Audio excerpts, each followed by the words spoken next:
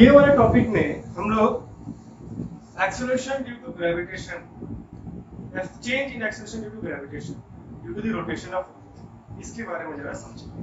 तो अगर हम लोग इस बात को नॉर्मल तरीके से समझे कि क्यों घटता है एक्सेलरेशन, घटता है या बढ़ता है, क्या होगा, तो इसको देखते हैं। तो सपोज इमेजिन कर लो कि ये हमारा अर्थ है, यहाँ पे अर्थ रखा हुआ है, ये अर्थ पे ये रोटेट नहीं कर रहा है ऐसे करके, बस ऐसे ही रुका हुआ है। तो इन दैट केस अगर यहाँ पे हम लोग खड़े हैं सरफेस पे, तो बस ग्रेविटी के कारण ही हम लोग को एक अट्रैक्शन पड़ रहा है एट द सेंटर, और तो कुछ यहाँ पे लगना नहीं चाहिए। तो अब इमेजिन करो कि ये गोल गोल घूमना शुरू, ग्रेविटी को नेगलेक्ट कर दो, बस ये गोल गोल घूम रहा है। हम लोग एक ऐसी जगह पे खड़े हैं जो गोल गोल घूम रहा है। मेरी गो राउंड बचपन में सभी कोई खेले होंगे उस झूले पे जो गोल गोल बैठकर घूमता है, मेले में भी आता है, बच्चों के लिए आता है, ये जहाँ पे हम लोग बैठ जाते हैं, बहुत से अजीब अजीब घोड़े रहते हैं, कार रहता है, बैठकर और गोल गोल घूमता है। वहाँ पे तुम लोग महसूस किए होंगे कि बाहर की तरफ फोर्स हम लोग को ठेल रहा है, जिसको हम लोग बोलते हैं सेंट्रीफ्यूगल फोर्स। तो अर्थ में जब लोग घूम रहे हैं ऐसे करके, तो जाहिर सी बात है हम लोग अर्थ पे हैं, तो हम लोग को भी बाहर की तरफ फोर्स महसूस होना चाहिए। तो अर्थ का ग्रेविटेशनल फोर्स हम लोग को भीतर टांग रहा है और रोटेशन के कारण एक सेंट्रीफ्यूगल फोर्स जो बाहर ठेल रहा है, तो दोनों के बीच में क्या हो जाएगा, नेट ग्रेविटेशनल फोर्स रिड्यूस हो जाएगा। यानी हम लोग का जो एहसास होगा g due to rotation of earth घट जाएगा। तो हमारा जो वैल्यू आता है 9.8 मीटर पर second square, this is already the reduced value जो हम लोग को मिलता है। यानी एक्चुअल वैल्यू अगर हमारा अचानक से सोचो, अचानक से अर्थ अगर घूमना बंद हो जाए, ये मत समझना कि दिन और रात नहीं होंगे, अचानक से अगर अर्थ घूमना बंद हो जाए तो जितने भी यहाँ पे लिविंग ऑर्गेनिजम्स हैं सारे के सारे इमीडिएटली डेड कर जाएंगे विद इन 3 to 5 मिनट्स। कुछ बच जाएंगे, स्ट्रॉन्ग जो लोग हैं नर्वस सिस्टम वाले वो लोग बच जाएंगे। ह्यूमंस की बात नहीं कर रहे, सारे लिविंग ऑर्गेनिज्म की बात कर रहे हैं। व्हाई? बिकॉज उस वक्त क्या होगा जब अर्थ घूमना बंद कर देगा, तो सेंट्रीफ्यूगल फोर्स जो बाहर की तरफ लग रहा था, जो कि अर्थ के ग्रेविटी के इफेक्ट को कम कर रहा था, वो चला जाएगा। तो अर्थ का ग्रेविटी उस वक्त क्या हो जाएगा, तेज हो जाएगा, जबरदस्त हो जाएगा। तो हम लोगों को वो नीचे की तरफ जबरदस्त तरीके से टांगेगा। हमारे मसल्स स्ट्रॉन्ग हो सकते हैं, हम खड़े हो सकते हैं, बट हमारा जो बॉडी के भीतर जो लिक्विड्स है जैसे कि ब्लड, उसको ब्रेन के पास पहुंचना बहुत जरूरी होता है। तो ब्रेन के पास पंप करने के लिए हमारा हार्ट है। अब उस लिक्विड को ये ग्रेविटी नीचे की तरफ टानेगा और उसको ऊपर की तरफ पहुंचाने के लिए हमारा हार्ट जबरदस्त तरीके से पंप करना शुरू करेगा। अचानक से हार्ट इतना तेज धड़कना शुरू कर जाएगा कि हम लोग खड़े हुए हैं बट ऐसा लग रहा है कि हम लोग दौड़ना शुरू किया, हाँफना शुरू किया। और कमजोर दिल वाले या फिर हमारा क्या हो जाएगा, हाई ब्लड प्रेशर आ जाएगा, उल्टी आना शुरू कर जाएगी और धीरे धीरे मैक्सिमम लोगों का ये लगेगा। तो अगर अर्थ घूमना बंद कर दे तो भी यहाँ पे जीवन फिलहाल कुछ पल के लिए रुक सकता है। हो सकता है बाकी जितने भी लिविंग ऑर्गेनिजम्स वो बच सकते हैं, ह्यूमंस भी कुछ बच सकते हैं जिनका स्ट्रॉन्ग इम्यून सिस्टम है, जिसका स्ट्रॉन्ग नर्वस सिस्टम है, वो बच सकते हैं जो फिट है। Anyways we are not going in that section. यहाँ पे हम लोग क्या करेंगे, कितना घट के हुआ है, यानी 9.8 मीटर पर सेकंड स्क्वायर, ये कैसे आया, यानी क्या इफेक्ट हो रहा है, फॉर्मूला जो क्या है वो हम लोग को यहाँ पे डेराइव करना है। तो चलो देखते हैं। यानी हमारा टॉपिक रहेगा that will be variation of g due to rotation of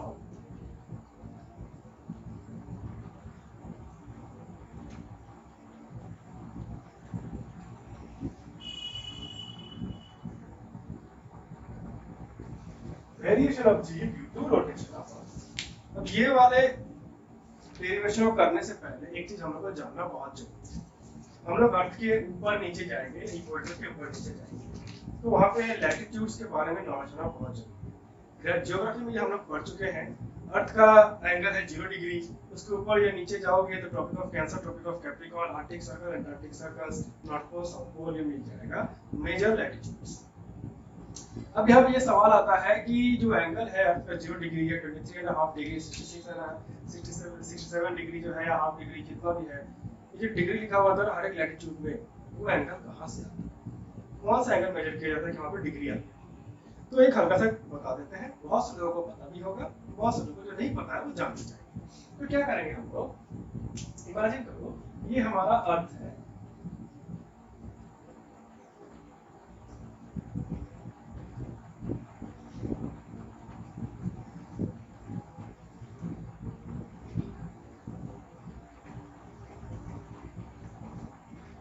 this is our earth. अब ये अर्थ है, इसको अगर हम लोग बीच में से काट दें ये कुछ ऐसा दिखेगा।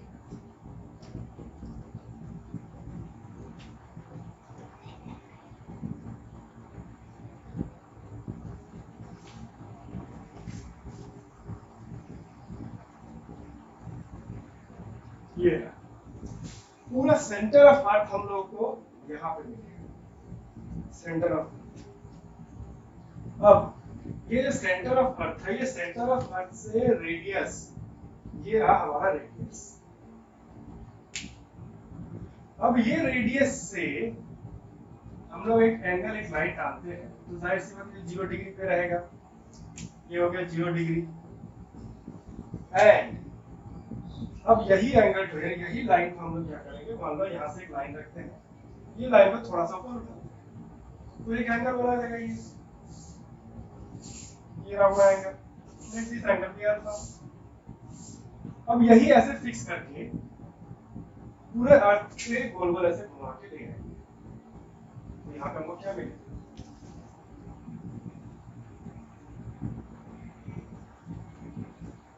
ये मिल गया हम लोग का टॉपिक ऑफ कैसे है कैप्रिकॉर्न, जो भी होता है ऊपर नीचे हमको याद नहीं है। 23.5 डिग्री होता है north, 23.5 degree north.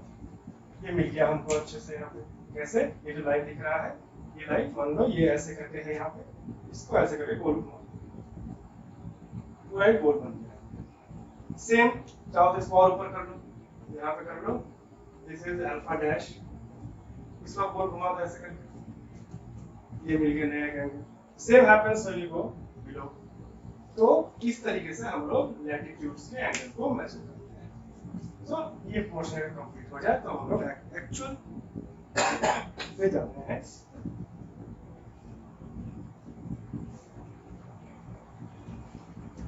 Let our earth, this be our earth, इधर जरूरत पड़ेगा, काम करते हैं, डायग्राम बनाते हैं, वो एक्सप्लेन।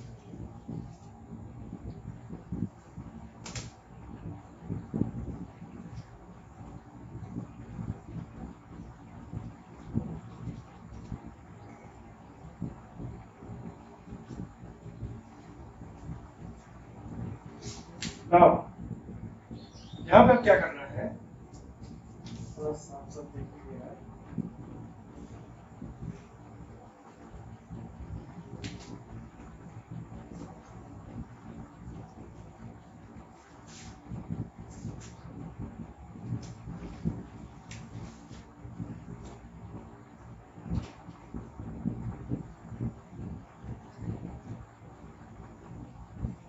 ये मान लो हमारा अर्थ, और ये अर्थ गोल गोल घूम रहा है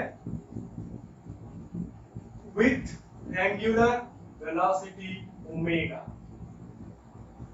नाउ ये हो गया centre of earth, centre of अर्थ से ये हो गया इक्वेटर 0 डिग्री, इक्वेटर 0 डिग्री पे। अब यहाँ पे एक ऑब्जेक्ट है, सपोज ये हमारा ऑब्जर्वेशन पॉइंट है, ये ऑब्जर्वेशन पॉइंट, ये वाला सेंटर। अच्छा इससे वो थोड़ा बात बताते हैं, सेंट्रीफ्यूगल फोर्स कैसे काम करता है। सपोज एक पत्थर ले लिए, उस पत्थर को धागे बांध दिए और उसे गोल गोल घुमा रहे हैं, तो जब वो गोल घूम रहा है ऐसे करके, तो उसका जो रेडियस दिख रहा है भीतर की तरफ वो हो जाएगा सेंट्रीपिटल फोर्स, और ठीक उसी का उल्टा हो जाएगा सेंट्रीफ्यूगल बाहर की तरफ। तो जब ये गोल गोल घूम रहा है अर्थ, तो ये पत्थर है, ये ऑब्जर्वेशन पॉइंट भी क्या करेगा, ऐसे घूम जाएगा, ऐसे यहाँ पर ऐसे करेगा। दैट मींस इसका पास अगर प्लॉट करें, ये क्या होगा,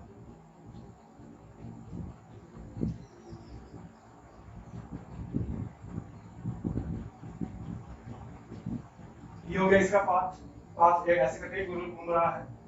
तो हम लोग इमेजिन कर सकते हैं कि ये हो गया इसका सेंटर, और ये जो दिख रहा है इसका रेडियस r,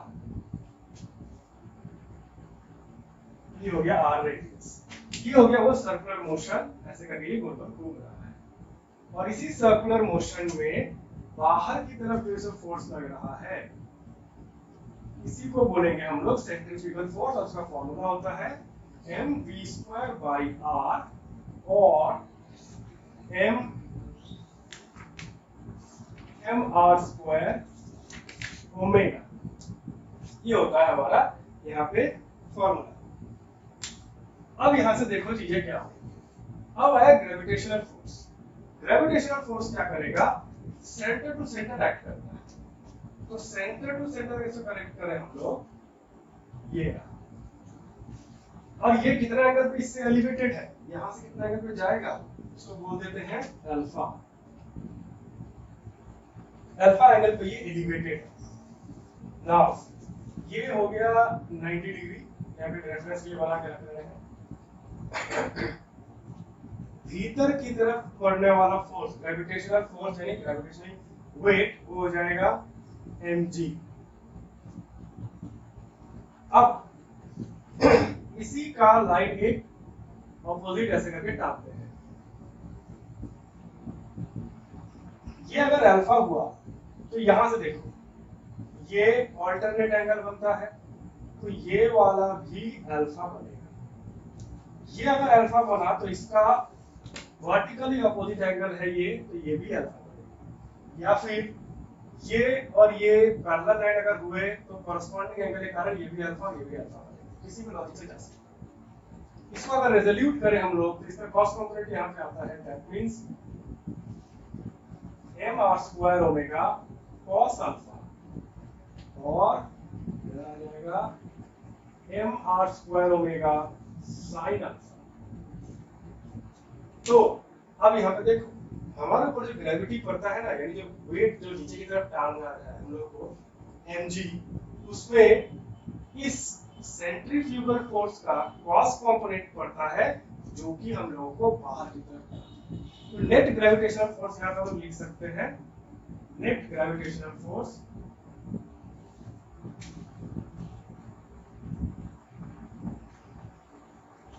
या नेट ग्रेविटी, अर्थ पे है तो ग्रेविटी लिख सकते हैं हम लोग।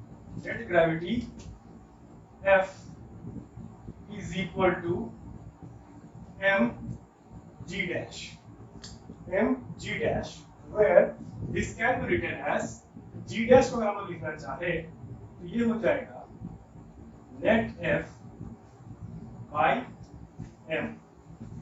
यहीं पे नेट F अगर हम लोग निकालना चाहे तो कैसे निकलेगा, g dash is equal to net force। net force क्या होगा, mg minus this।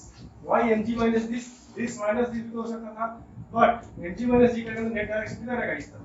तो आप वही भी अर्थ में नीचे की तरफ टाना जाता है। तो हम लोग कह सकते हैं net force is always in this direction. तो यहाँ पे लिख सकते हैं नेट फोर्स हो जाएगा mg minus mr square omega cos alpha by m। अब यहाँ से m लेके काट दिए तो इक्वेशन बन जाएगा g dash is equal to g minus r square omega cos alpha. This is the equation, यानी what is the apparent g, what is the apparent g due to the rotation of the earth, ये रहा formula. अब इसी पे हम लोग कुछ special cases बनाएंगे, जैसे कि केस 1, यानी what will be the apparent g at the equator। तो केस 1,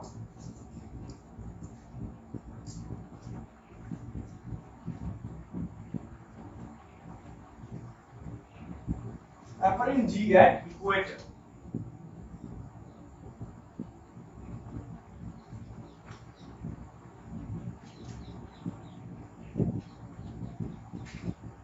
वहां पे अल्फा का वैल्यू हो जाएगा 0 डिग्री।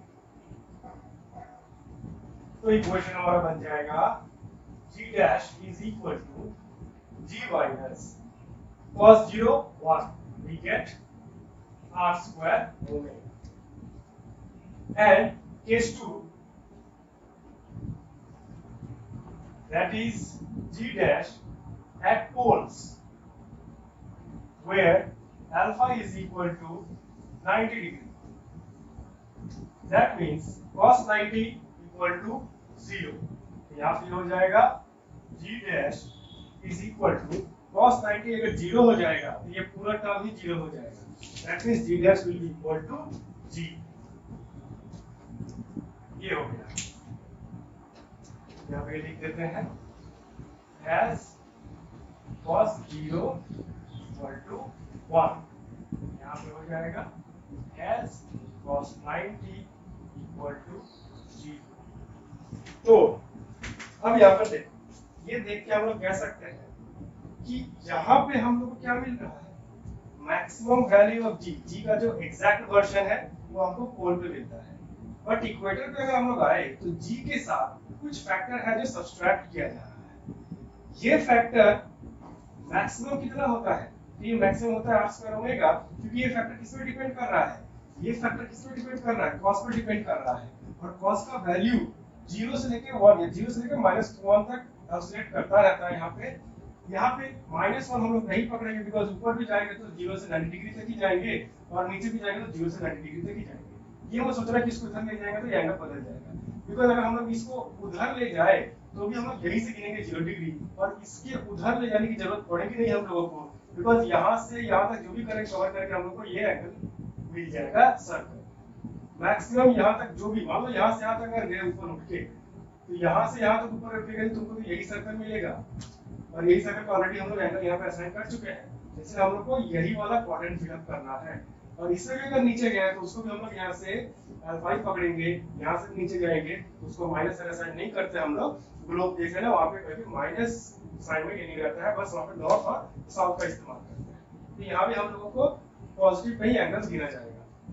इसीलिए हम लोग यहाँ पर देखेंगे cos का वैल्यू यहाँ पे 0 से 90 के बीच में ही एंगल वैरी करेगा, दैट मींस 0 से 1 के बीच में ही cos का वैल्यू चेंज होगा।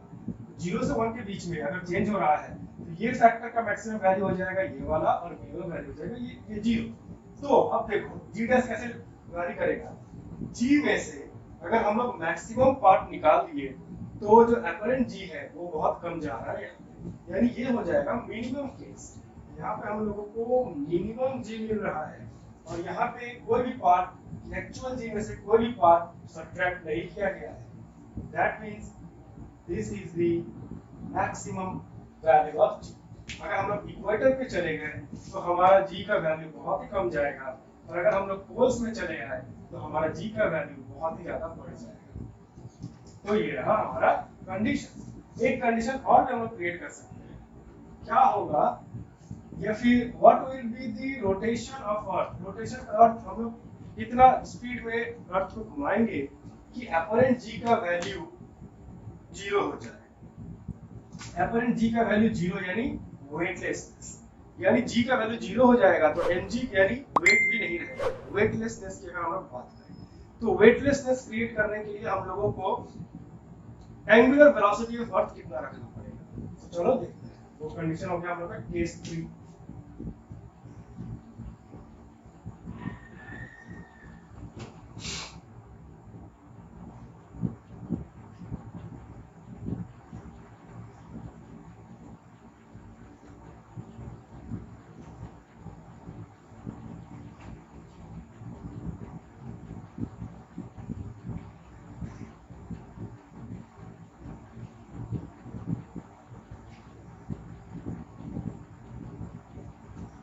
Angular velocity of earth for weightlessness, that is g dash को 0 होना पड़ेगा।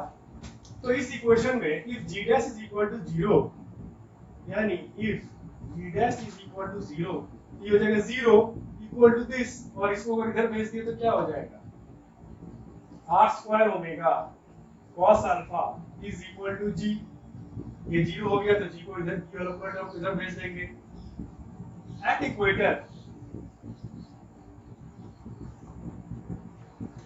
At equator where alpha is equal to 0 degree or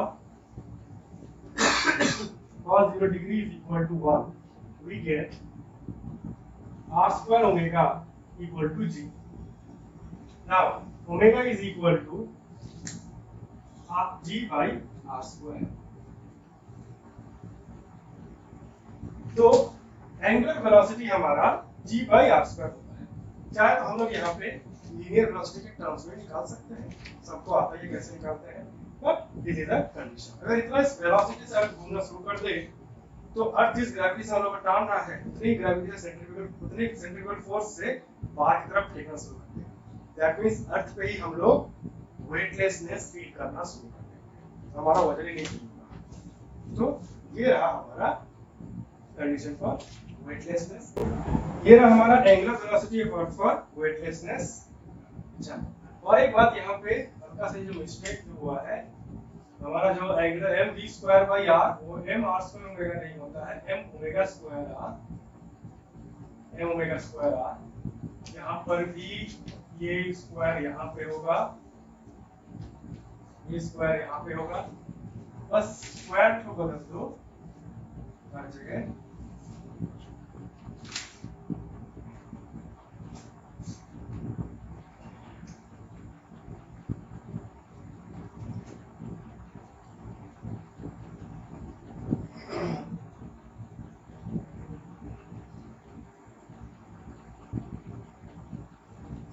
ये आ गया, बस ज्यादा कुछ नहीं है, स्क्वायर से बदल रहा है, m omega square r।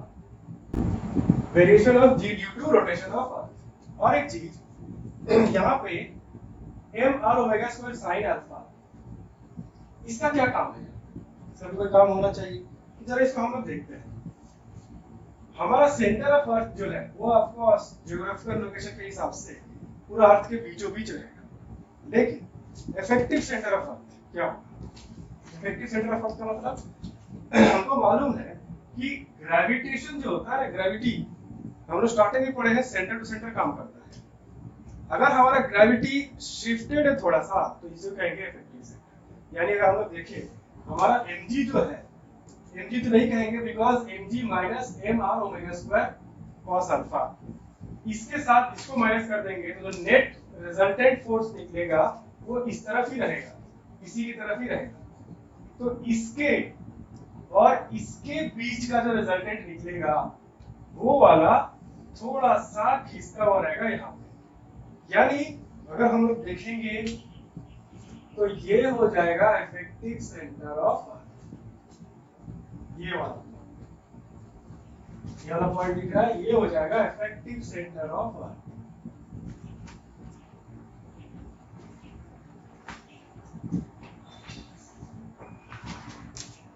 Effective centre of अर्थ, जिसको नहीं समझ में आए फिर से एक बार अगर बताएं हम, ये वाला पोर्शन में निकालें तो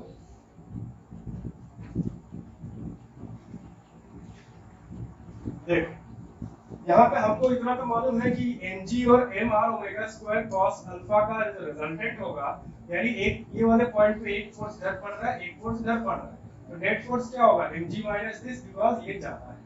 तो नेट फोर्स हमारा क्या होगा? नेट फोर्स वो हो जाएगा mg minus m omega square r cos alpha, और इसका डायरेक्शन किधर होगा? ये mg की तरफ ही डायरेक्टेड रहेगा। ओके, अब हमारे पास दो अलग अलग फोर्सेस है, रिजल्टेंट जो ये वाला है और m omega square r sin alpha, इस तरफ और इस तरफ, दोनों ही 90 डिग्री पर है, लेकिन दोनों बराबर इक्वल फोर्स नहीं है। इन दोनों का अगर हम लोग रिजल्टेंट निकालते हैं तो ये रिजल्टेंट आएगा, because mg is significantly higher.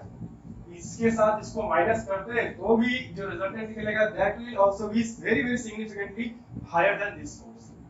और रिजल्टेंट यानी कि वेक्टर में हम लोग देख लिया था कि दो फोर्सेस का जब रिजल्टेंट निकालते हैं तो जो फोर्स ज्यादा होता है रिजल्टेंट उसी की तरफ शिफ्टेड रहता है। तो ये वाले फोर्स और ये वाले फोर्स का फाइनल रिजल्टेंट निकालेंगे तो वो थोड़ा सा इस तरफ खिसका हुआ है।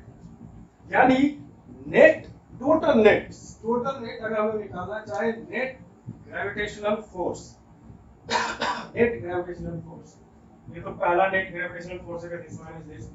दूसरा के बाद बोले कि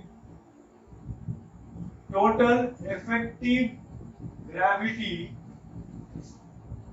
ये हो जाएगा resultant between root over of, मान लो ये नेट फोर्स को अगर हम लोग नाम देते हैं, बिना नाम के नहीं हो पाएगा, इसको नेट फोर्स का नाम दे देते हैं F डैश, यानी mg है ये हो गया एफ डैश। तो नेट ग्रेविटी किसके किसके बीच होगा, between F dash and m r omega square sine alpha. इसको अगर हम नाम दे देते हैं फोर्स ए, तो इसको नाम दे दिए ए, तो इन दोनों में जो रिजल्टेंट निकलेगा वो क्या हो जाएगा, फॉर्मूला हम लोगों को मालूम है, root over of A square plus F dash A square plus 2 F cos theta. इसके और इसके बीच का एंगल है 90 डिग्री, cos 90 0 होता है, तो प्लस 2 AF cos थीटा लिखने की जरूरत नहीं है।